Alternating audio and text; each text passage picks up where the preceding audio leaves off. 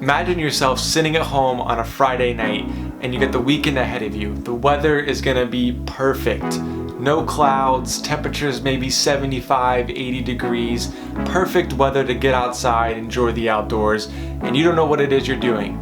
Well, I've got 3 things for you that you can do. It's gonna cost you very little money and it's guaranteed you're gonna have a great time. So stick around and we'll talk about those 3 things.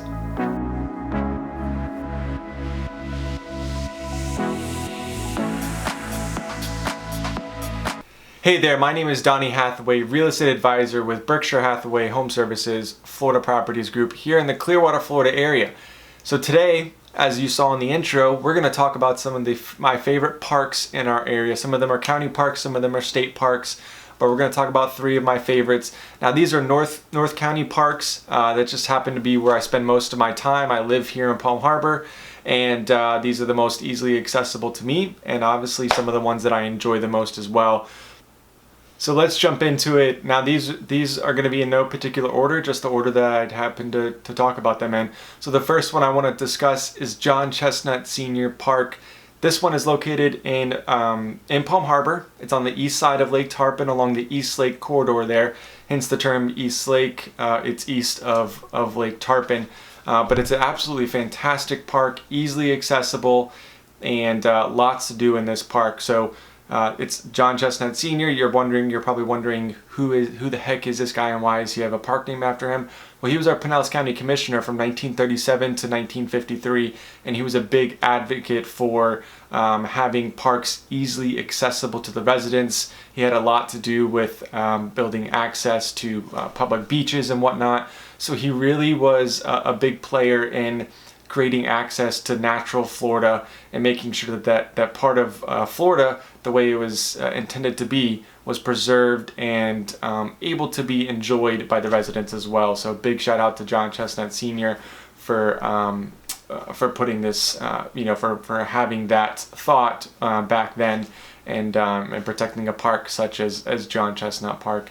Definitely one of the most popular parks in our area. There is lots to do, as you can see walking around here. They have a boat ramp to get out onto Lake Tarpon, lots of walking trails, hiking trails, into the wilderness, boardwalks, that sort of stuff. A dog park in the park as well. So lots of people enjoy this park.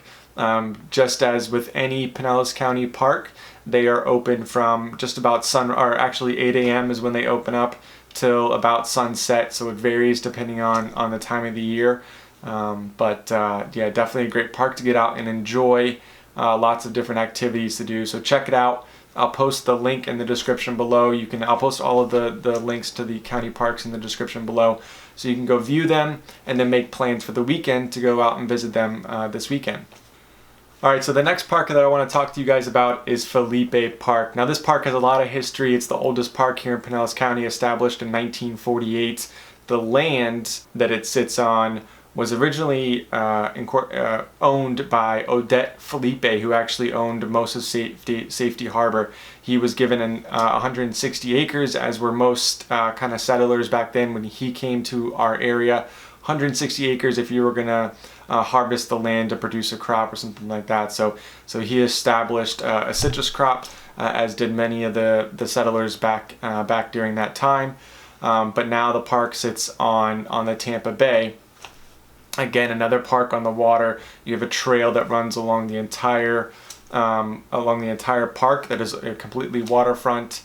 So again, this park has boat access, a ramp out in the Tampa Bay. So a lot of fishermen use Felipe Park to get out onto the water and fish the bay, or just get out there and enjoy the water as well.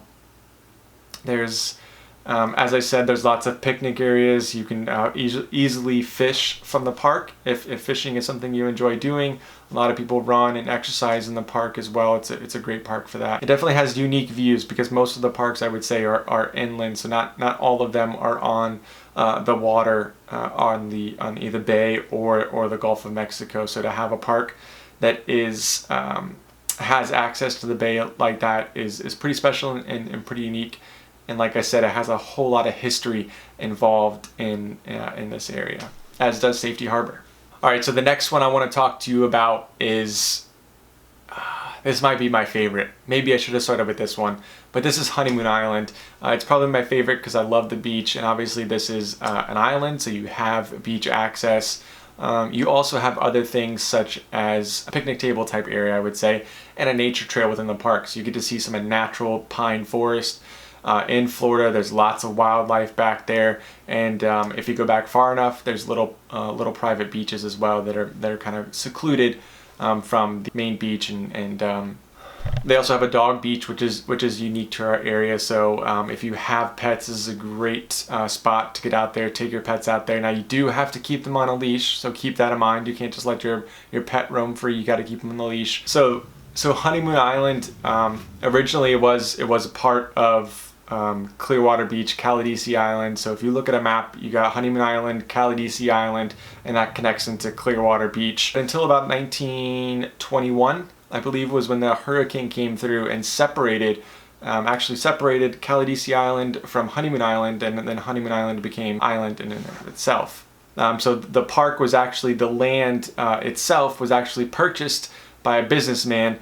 His name, Clinton Washburn, really gave Honeymoon Island its name. So he purchased the land in the late 1930s, and he was sitting down talking with one of his buddies one day and trying to figure out what he was going to do with this land. And in that conversation, they came up, you know what? It'd be a great spot for honeymooners. We can build some cottages out here, attract honeymooners into the area, attract them out to the beach. They're going to love it. It's beautiful out here. So that's what he did. He ended up building about 50 cottages and offered it to honeymooners. So then fast forward, he had about 160, 170 visitors that actually came out, enjoyed their time on the island. And then World War II came along. He then leased part of the land out to a Ohio defense contractor, and they kind of took over the island around World War II. And after World War II, those cottages kind of fell into despair. And then the land was purchased in the 1960s by a developer. Now his big plan was to expand this island. It's about 200 acres right now. He wanted to make it 300 acres, get a bunch of sand, build it out, and then build a bunch of condos and residents and establish a residence there on Honeymoon Island of about 15,000 people. So quite different than what it was today. That fell through. His plan didn't work out. He wasn't able to expand the island to 300 acres.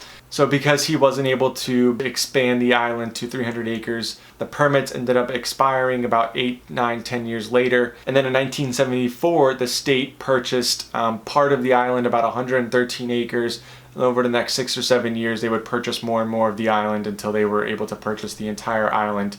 And now is why it is a state park, Honeymoon Island State Park. So as I said, this is one of my favorite parks in our area. There's just lots and stuff to do. There's a new bike trail out there. There's a hiking trail if you want to go out off the beaten path. You can see what natural Florida really looks like. Lots of natural wildlife out there as well. And then of course you have the beaches. You can't go wrong with the beaches here in Florida.